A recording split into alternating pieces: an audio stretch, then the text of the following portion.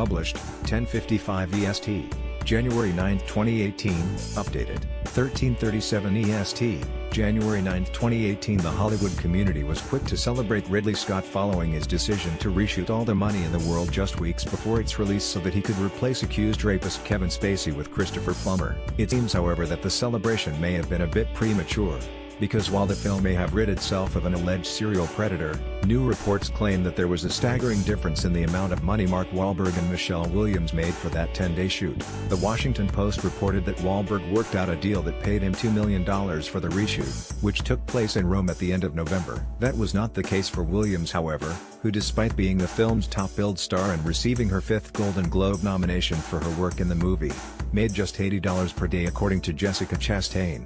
This means that the single mother traveled to Italy over Thanksgiving for a last-second reshoot while being paid 0.04% what her male co-star was making for his work. Williams reportedly knew how much less she was making than Wahlberg, and so did her agents at WME, as they also represent both Wahlberg and Scott. Reps for Williams, Wahlberg, and Scott did not respond to requests for comment. Scroll down for video. All the pay disparity in the world. Michelle Williams and Mark Wahlberg, above. Reshot scenes featuring Kevin Spacey back in November after replacing the disgraced actor with Christopher Plummer on Reel. It is now being reported that Wahlberg was paid $2 million for the 10-day shoot while Williams made just $80 a day according to Jessica Chastain.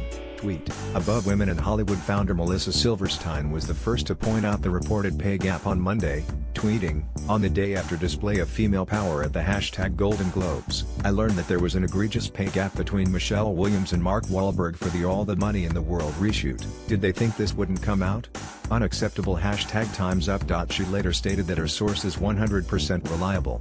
Williams said in multiple interviews while promoting the film that she had agreed to work for free on the reshoot, claiming she felt invigorated to be taking a proactive stance in the wake of the Spacey allegations while helping Scott save the film. She also made a point of stressing the fact that giving up her holiday and working without pay were both sacrifices she was happy to make given the situation.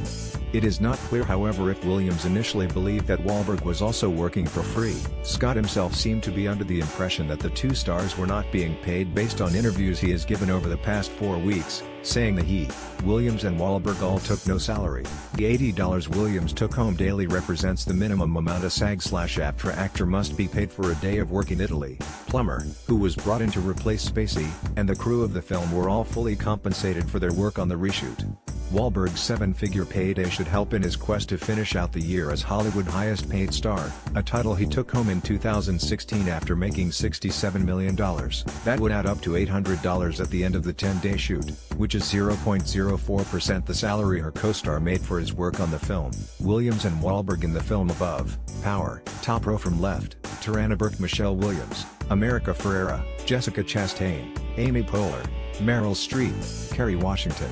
Bottom row from left, Natalie Portman, Imogen Poo, and Saoirse Ronan. Williams meanwhile could be looking at her 5th Oscar nomination for her work in a film when the honorees are announced next week.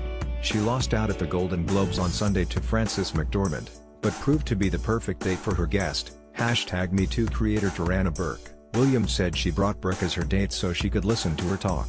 "I'm so much more interested in what you have to say than what I have to say," Williams told reporters about her date on the red carpet. Burke, an activist from Harlem, launched the #MeToo movement a decade ago to aid underprivileged women of color affected by youth abuse. A young girl she bonded with during a youth camp hosted by Just Be Incorporated, a non-profit Burke founded, revealed that her mother's boyfriend had been abusing her. That's when Burke decided to take action by helping the communities where rape crisis centers and youth assault workers were not present, and Me Too was born. Burke said the solidarity and the support behind Time's Up and #MeToo is something we've never seen before, and that she's grateful to the actresses sharing their platforms to turn the spotlight back on survivors rather than perpetrators. When asked about working with Plummer in the film after Spacey was accused of youth misconduct, Williams says she was not talking about that.